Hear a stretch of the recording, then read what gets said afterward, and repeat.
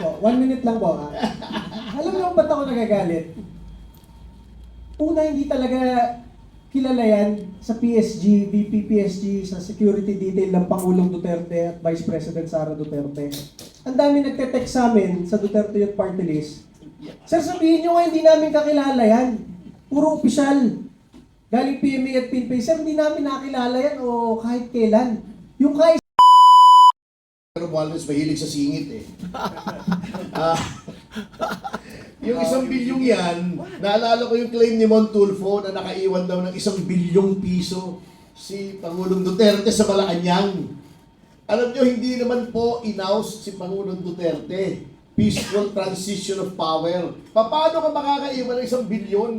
Kung Mayo pa lang, alam mo nang matapos na yung term mo eh. Kung meron ba 1 billion granting without considering may 1 billion doon, hindi ba iuwi mo yun? Ang tagal ng panahon para may uwi mo 1 billion. Kung siguro, 1,000 piso, 2,000 piso, nakalimutan mo sa drawer, pwede. 1 billion!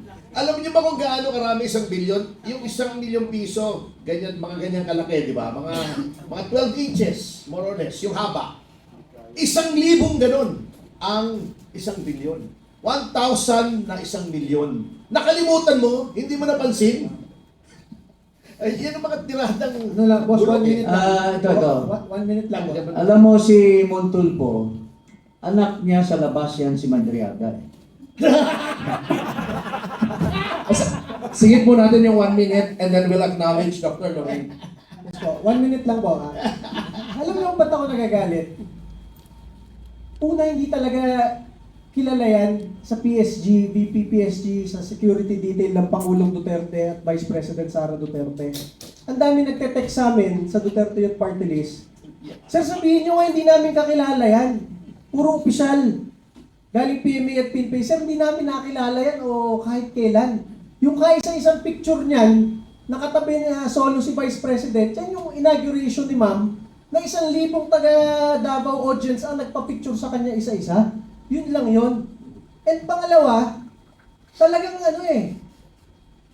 ang Duterte Youth Party List, nakakuha ng pinakamalaking boto ng ating mga pulis at sundalo, gusto lang ipaabot ng ating mga pulis at sundalo na hindi man lang namin naging kasama yan, kahit private sa armed forces, kahit patrolman sa PNP, huwag niyang sabihin na kung ano-anong claims niya sa buhay dahil kalokohan, alam ng lahat ng security agencies ng ating bansa, Mr. Madriaga. Pero alam mo ba kung anong dinala ni Laila de Lima nung dumalo kay Madriaga? Saging na saba. Alam naman po natin, judging by the affidavit, that it will not stand legal scrutiny. Even more perhaps, psychiatric assessment, hindi rin magsastand yan. Baka nasiraan for staying under de Lima's wing. So anyway, acknowledge po natin ngayon si Dr. Lorraine Badoy. Dr. Lorraine, are you still there? Yeah, can you hear me? Okay, loud and clear po. Go. As GMA Okay, would say, so, "Hi, Lorraine." Ano, listening to Ronald, to Attorney Topacio, everybody, it's enraging, di ba? Nakakabaliw sa galit. And this is not the first time. It's been the hallmark of the Marcos presidency, yung kabaliwan na ganito, the insanity. Now, because this is an insane president, and we can talk ourselves blue in the face, as I said, no? Yung mga insertions, all of that, all the technicalities, parang we're talking about a Congress that's made of hardened criminals, no? Na inuulit pa, di ba? While this president, his idea of damage control is salita lang, puro salita. And then the most ridiculous things, because if there's anything that's very clear right now, is that Bongbong Marcos did not run to serve. He ran to steal from the Filipino people. Kung kaya ito mga na pinapakinggan natin, nakakagalit, and for the past 3 years, this is what he's been doing to the Filipino people. Diba? And why is that? This is a man in the grip of a powerful substance abuse disorder. If there's anything that's very clear now, is that he's not fit to lead. He has destroyed our economy in under 3 years. And the amounts that we're talking about right now are staggering, nakakahina. And we know what that means. What those amounts mean, no?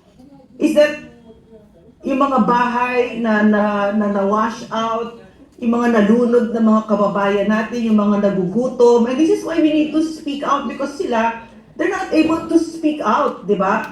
And if there's one thing that we also know, this could not have been possible under President Rodrigo Roa Duterte. In the end, the buck really stops with Bongbong Marcos. And apart from the, di ba, Ferdy said, no, Attorney Topacio said that yung statement ni Zaldico, why is it heavy? It's also heavy because he's the appropriations chair. Di ba? Mabigat yung sinabi niya. So, and yet, niloloko ang Pilipino, no? Walang kahihiyan itong Marcos administration na ito. That ICI is a load of crock talaga, bullshit. Because it was created by Bongbong Marcos, his appointees, no? These are his appointees, and they will not touch Bongbong Marcos nor Martin Romualdez.